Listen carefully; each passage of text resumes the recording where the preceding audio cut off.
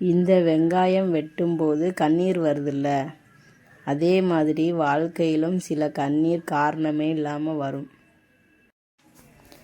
சின்ன வயசில் நம்ம கண்ணீர் விழுந்தா அம்மா ஓடி வந்து துடைப்பாங்க. என்னாச்சுன்னு கேட்பாங்க.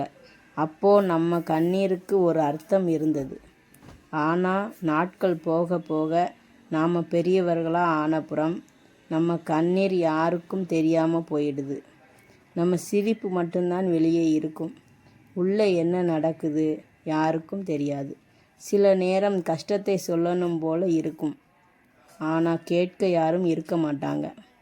அப்போதான் புரியும் வாழ்க்கைனா என்னன்னு. நம்ம கண்ணீர் நாம தான் துடைக்கணும். அதுக்கப்புறம்தான் புரியும் நம்ம கண்ணீர் யாருக்கும் தெரியாமல் போயிடுச்சுன்னு.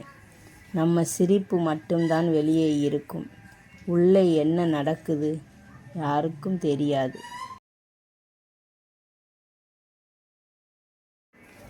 இதுதான் வாழ்க்கை. இப்படி உண்மையான கதைகள் கேட்கணும்னா சப்ஸ்கிரைப் பண்ணுங்க. இது உங்கள் மனசின் குரல்.